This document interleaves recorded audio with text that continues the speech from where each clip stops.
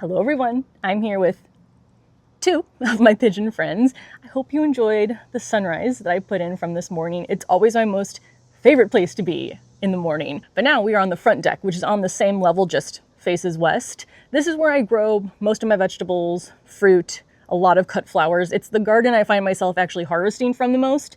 It's the garden that I care about how it looks the least, which you've seen before and we'll see again today. So I'm just gonna go around, we're gonna see how much we can get now in September. I know the tomatoes probably needed to be harvested a few days ago. There's a bunch of those ready. I think I might have some raspberries too. But first I'm gonna start off with the gomphrena. This is my gomphrena bed. It's been my gomphrena bed for 4 or 5 years now.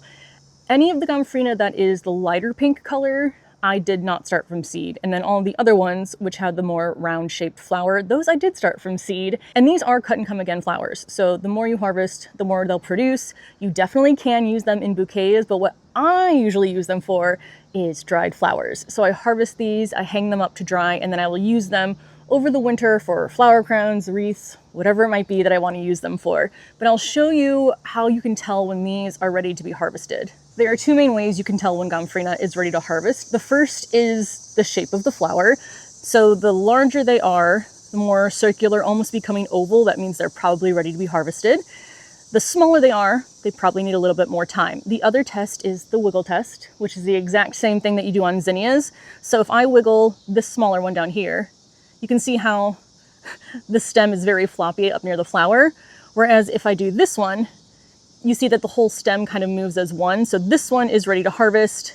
This one still wobbly. So any of them that are at least this size, I'm gonna harvest from this bed, assuming I can get to them since there's a giant pumpkin plant in the way. You can cut right at a set of leaves for the new stem to form. If you want them longer, you can cut them longer. I generally don't need too long of stems for my cut flowers. That one's still wobbly. And also because I just dry them, I'll take this one. I don't stick these in water right now. I will just lay them on the table, finish my harvest, and then I will go ahead and bundle them up once I'm inside and dry them. I really should make sure I can reach everything in my garden easily. While I'm over by the gomphrena bed, let me move this branch so I can hopefully give you an update on the apple, which is starting to turn red. Oh, I'm so excited. There's only one apple up here on the 2 trees, but that's okay. It's their first year in my garden. There will hopefully be more next year. Now I'm going to harvest all of the tomatoes. So this one right here has yellow fruit. So all of these are ready to go. I'm sure there are some that I've left on here too long. For me, let me know if this was the same for you. For me, my tomatoes did feel delayed. We did have a colder spring, so it just in general took them longer to grow, but I also feel like they really just started picking up very, very end of August, whereas usually I think I'm harvesting at least mid-August. This is also where I carefully look to make sure I don't accidentally grab a hornworm. If you don't know what those are, I consider you very lucky. They're not like mean, they don't hurt you, but they are big and look creepy if you aren't expecting them. All right, I think I'm gonna need 2 hands to start pulling branches toward me that I can't reach because, again, decided that that wouldn't be necessary in my garden. There are tomato branches in the gomphrena. Oh my gosh, there are so many tomatoes sitting in the gomphrena bed. Ugh, come on, come on. I could prune some of these, but that would be too responsible for me as a gardener. That's what we got for plant number 1. Then I'm gonna head over to the second one. Let me talk a bit about how I grow my tomatoes. So I prefer cherry tomatoes. I just feel like I've been more successful with getting the fruit to ripen. Usually if I'm trying to grow beefsteak or larger sized tomatoes, I don't know if it's my watering, Mother Nature's watering, but they'll usually either get end rot or they'll start to split, and I don't get as many tomatoes throughout the season as I do with my cherry tomatoes. Oh, this one tore. So I've started now only growing cherry tomatoes. I think I did try Roma tomatoes and they did okay, but I still like the amount that I get from cherry tomatoes the best. I also, because I only grow, well, I have 2 tomatoes right now, and it's probably the most I'll have at one time just based on available space in the garden. But I won't usually start my cherry tomatoes from seed because for me, it just makes more sense if I'm only growing 2 of them, go to the garden center, grab two that look interesting. The only time I'll start from seed is if it is a very specific variety that I'm interested in. So I did start some of the tiny, is it Tiny Tom or Tiny Tim tomatoes, and I have a few of those down the garage deck, I think up here too, in the bed where everything's just kind of gotten overwhelmed. But usually I'm just getting these from our local garden centers. I have one plant in a 30-gallon grow bag. I did try two plants in a 30-gallon grow bag, and they grew just fine, but they got so tangled together that it was even harder than this to go in and harvest. So now I just do one tomato plant per a 30-gallon grow bag. Now I will companion plant, so I've planted basil, I've planted marigolds, I've planted nasturtiums, anything that stays on the smaller side and can grow underneath the tomato plant works really well, because 30 gallons is a lot. I mean, I think it's roughly 30 inches in diameter, so that's a lot of space if I was just dedicating that to one plant in my container garden. So things must work together. I think that's a pretty good haul for a container rooftop garden.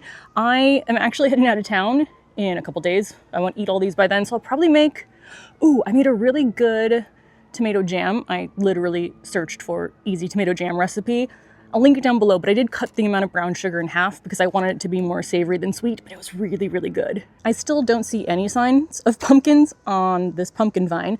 I do, though, have some cucumbers that I can harvest, which is really funny because the actual cucumber plant looks like that. So I'm surprised anything is still growing from it.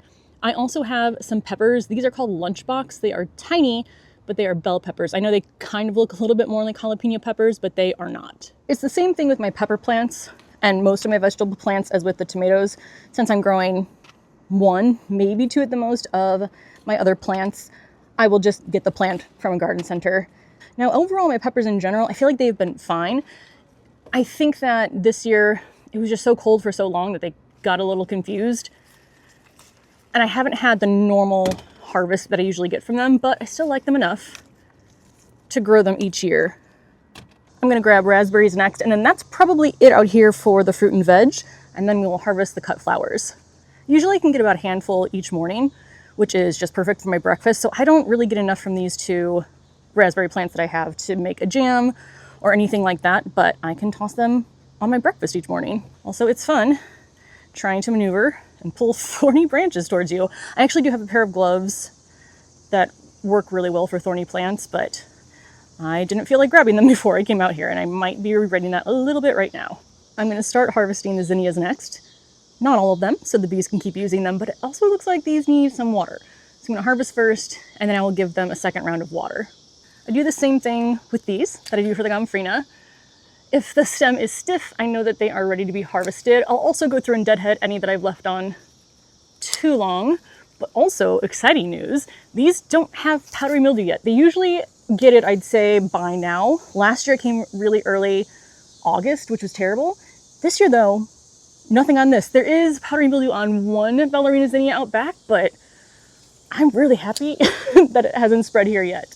From the herb garden, I'm gonna grab this pineapple sage, and something that I've done differently this year, whether on purpose or just lack of time, is I haven't been coming out and harvesting in like multiple smaller batches. I've kind of been waiting and harvesting longer batches, which I still have some dried from last year. So it's not like I'm missing out on using it this year, but also I like having longer stems to hang and dry. I feel like that just makes it easier. Now, you really shouldn't cut more than like a third of your herbs back, but I often do more than that, and haven't had any major issues yet. Knock on wood. Knock on my deck.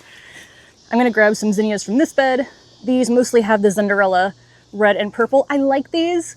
I don't love them, so I think I might skip out on growing the zinderella series next year and just grow, I don't know, more of a series that I love, try a new series. It doesn't mean it's bad, it's just not my favorite look when it comes to zinnias.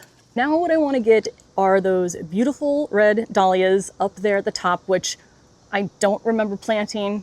I don't remember ever having some that look like this, but clearly I did. The only thing is it's not very easy to reach the flowers because of the beds and the plants in front of them. I can't just walk up there and grab some. So let me show you what I've been doing.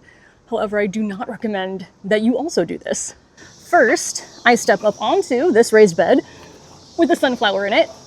Is there a weight max? Probably. Do I know what it is? No. And then I cut whatever I can reach from here.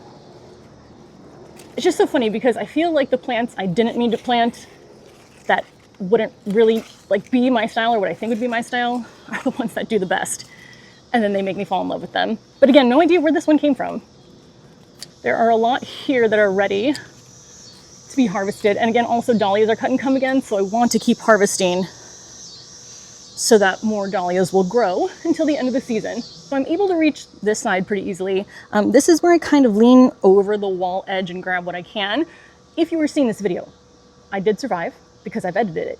If you aren't seeing this video, well, you wouldn't know anyway. So I just reach over, try not to fall off the roof of the house, and grab what I can.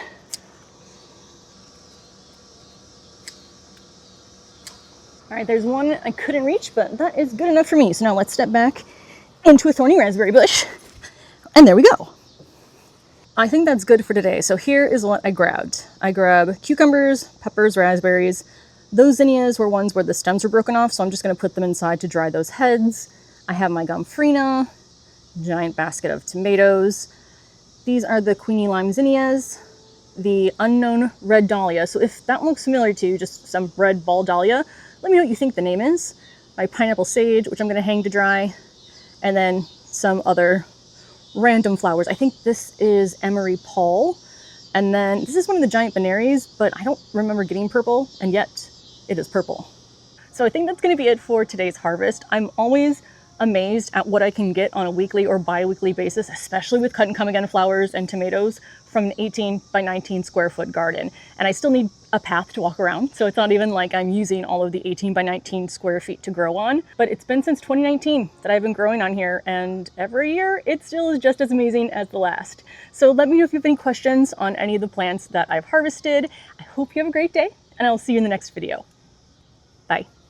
I think they're grooming each other. Oh, look how cute! I still don't know if I forgive you for leaving Oreo, but you two are kind of cute together.